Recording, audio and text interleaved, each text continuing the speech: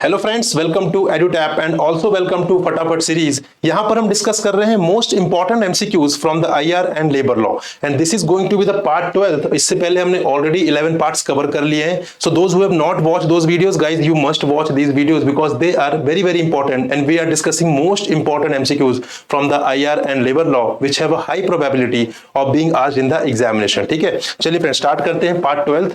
But उससे पहले हम देखते हैं होमवर्क क्वेश्चन जो हमने पार्ट 11 में डिस्कस किया था। So the homework question was as per the provisions of the payment of wages act 1936 appropriate government may apply the provisions of the act to any establishment after giving the notice of how many period, right? So basically the question was कि payment of wages act है, अगर उसे किसी ऐसे establishment पर applicable करना है जो कि जहां पर अभी वो एप्लीकेबल नहीं है, तो उस केस में अप्रोप्रिएट गवर्नमेंट को उस एस्टेब्लिशमेंट को कितना टाइम का नोटिस देना पड़ेगा। This is the question, right? So the right answer is option number C, 3 months का नोटिस यहाँ पर देना पड़ेगा appropriate government को। So here you can read, as per the provisions of the Payment of Wages Act 1936, appropriate government may, after giving not less than 3 months notice, apply the provisions of the act to any establishment। ठीक है, जहां पर अभी existing establishment पर अगर ये act applicable नहीं है, appropriate government चाहता है इस act को applicable करना उस establishment के ऊपर, तो 3 months का advance notice जो है वो appropriate government द्वारा दिया जाएगा उस industrial establishment को, right? चलिए डिस्कस करते हैं question number first of today's session. The minimum wages act 1948 was enacted for the purpose of fixing of which of the following. Your options are minimum rates of wages in scheduled employments, minimum rates of wages in every employment, minimum wages in industries और living wage. आपको जब भी आप कोई act refer करें friends, हमेशा उस act के जो ऑब्जेक्ट है उसे जरूर पढ़ें। ऑब्जेक्ट बहुत ज्यादा इंपॉर्टेंट, राइट? इसी टाइप से क्वेश्चन जो ऑब्जेक्ट से फ्रेम हो जाते हैं जो कि आपको पता होने चाहिए। The right answer is option number A, that is minimum rates of wages in scheduled employment. ठीक है, जो भी एम्प्लॉयमेंट शेड्यूल में दिए हुए हैं मिनिमम वेजेस एक्ट 1948 के एक्ट में, बेसिकली उनके लिए यहां पर मिनिमम वेज जो है उसको फिक्स करना है, वो है ऑब्जेक्ट मिनिमम वेजेस एक्ट का, right? So here you can see the Minimum Wages Act 1948 was enacted for the purpose of fixing of minimum rates of wages in scheduled employments। ठीक है, scheduled employments मतलब कौन से employment है? जो employment schedule में mention है, कौन से schedule में? Minimum Wages Act में जो schedule है वहां पर जो भी employment है उस employment से related minimum wage को fix करने की जो responsibility है वो Minimum Wages Act के अंतर्गत आती है, right? चलिए question number 2 is as per the minimum wages act 1948 the rates of minimum wages comes into force after the expiry of. Your options are 1 month from the date of its issue, 2 months from the date of it issue, 3 months from the date of its issue और 6 months from the date of its issue. ठीक है, तो जब भी minimum wage यहां पर decide कर दी जाएगी तो वो इफेक्ट में कब आएगी basically, right? This is the question. So the right answer is option number C, that is 3 months from the date of its issue. ठीक है, जब भी डिसाइड हो जाएगी, जब भी ये इशू कर दिया जाएगा कि ये मिनिमम वेज रहने वाली है, तो जो इफेक्ट में आएगी वो आएगी with in 3 months from the date of its issue, right? After the expiry of 3 months। ठीक है, जब भी उस पर्टिकुलर डेट ऑफ इशू से 3 months निकल जाएंगे तब वो है जो इफेक्ट में आ जाएगी, right? I hope you are getting it. So here you can read the explanation as well. So as per the Minimum Wages Act 1948, the rates of minimum wage which are finally notified in the official gazette and unless such notification otherwise provides comes into force after the expiry of 3 months from the date of its issue। ठीक है, तो अगर notification में official gazette में ये लिखा हुआ है कि ये इफेक्ट में कब आएगी, तो फिर उस पर्टिकुलर डेट से ही इफेक्ट में आएगी। और अगर ऐसा कुछ भी प्रोविजन नहीं है, ऐसा कुछ भी उसमें इंफॉर्मेशन नहीं है, देन इन दैट केस क्या होगा? In that case after the expiry of 3 months, ठीक है, डेट ऑफ इशू से 3 months के एक्सपायर होने के बाद वो इफेक्ट में आ जाएगा।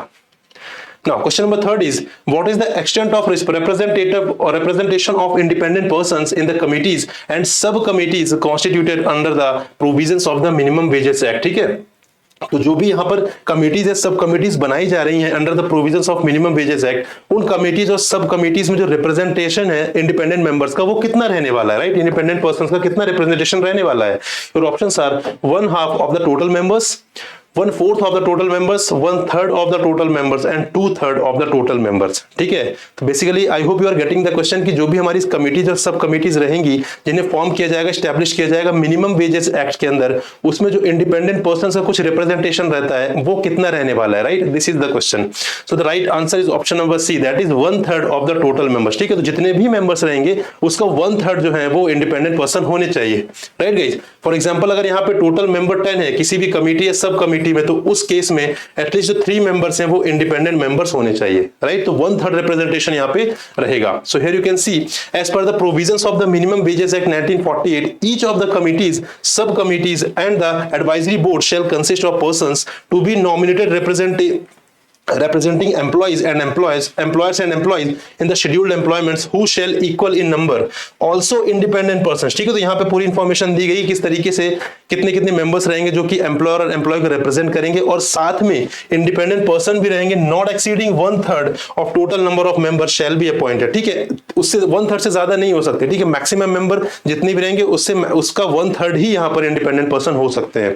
आई hope you are getting it. ठीक है, और एक और बहुत इंपॉर्टेंट इंफॉर्मेशन है that also independent person shall be the chairman of the board. ठीक है, तो उसका जो भी बोर्ड रहेगा, जो भी committee, sub committee, advisory board रहेगा, उसमें जिसका जो भी चेयरमैन रहेगा वो कौन रहेगा, वो इंडिपेंडेंट मेंबर ही रहेगा। राइट, सपोज सेम एग्जांपल लेते हैं, अगर यहाँ पे 10 टोटल मेंबर्स है तो यहाँ पे 3 इंडिपेंडेंट मेंबर अगर अपॉइंट किए गए तो इन्हीं 3 में से एक पर्सन जो होगा वो चेयरपर्सन होगा। राइट, और रिमेनिंग जो 7 है वो नहीं हो सकते। I hope you are getting it.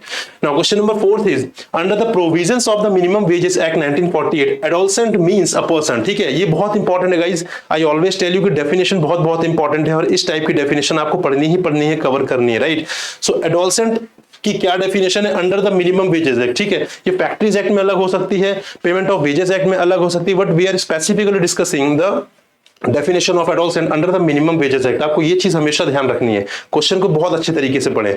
So your options are who has completed his 12th year of age but has not completed his 18th year, who has completed his 14th year of age but has not completed his 18th year, who has completed 14th year of age but has not completed his 16th year, और who has completed 10th year of age but has not completed his 18th year. ठीक है, तो यहाँ पे adolescent की definition की बात कर रहे हैं guys. So the right answer is option number B, that is who has completed his 14th year of age but has not completed his 18th year. ठीक है, जिसने अपनी एज के 14th ईयर कंप्लीट कर लिया हो लेकिन 18th का ना हुआ हो, 18th से पहले हो। ठीक है, तो इसका मतलब क्या है कि बेसिकली एडोलसेंट किसे माना जाएगा, जो 14 से 18 के बीच एज ग्रुप में है। Right friends, so this is the right answer, and here you can see adolescent means a person who has completed his 14th year of age but has not completed his 18th year.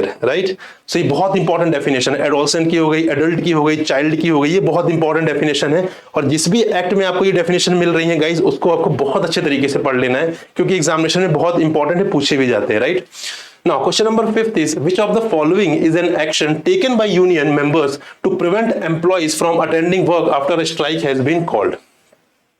Your options are direct action, picketing, boycott, or strike. So the right answer is option number B, that is picketing. Right, so here you can see guys, picketing is an action taken by union members to prevent employees from attending work after a strike has been called. ठीक है, picketing is a form of protest in which people congregate outside a place of work or location where an event is taking place.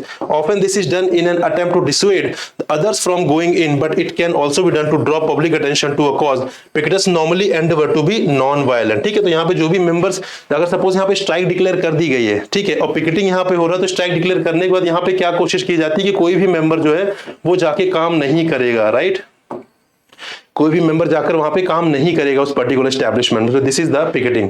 Right guys, so this is all 5 question. Now this is the homework question guys, आपको comment करके बताना है what is the right answer, और इसका जो भी correct answer होगा that we will discuss in the next session. Right, so the question is the first factory commission was appointed in which of the following year? Your options are 1860, 1865, 1870 or 1875. ठीक है, तो आपको इसका right answer बताना है comment box में comment करके। ठीक है गाइस, और जो लोग भी सेल्फ प्रिपरेशन करने में थोड़ी दिक्कत जा रही है ड्यू टू टाइम मैनेजमेंट, और जिनको क्लैरिटी नहीं है कैसे स्ट्रेटेजाइज करना है, क्या पढ़ना है क्या नहीं पढ़ना है, so guys we have launched course for them both for APFC और एंड ईओ। ठीक है, तो यहाँ पर आप देख सकते हैं यहाँ पे 3 कोर्सेज हैं, master pack, test series plus and test series. इनके अपने ही एट्रीब्यूट्स है, वो आप पता कर सकते हैं लिंक रेफर करके, यहाँ पे जो डिस्क्रिप्शन बॉक्स में लिंक दिया हुआ है वहां सारी डिटेल्स आपको मिल जाएंगी इन कोर्सेज के बारे में, और अगर आप इनको अवेल करना चाहते हैं तो वहां पे आपको लिंक भी मिल जाएगा। Right, so thank you very much guys, we'll meet in another session. Till then, goodbye and happy learning friends.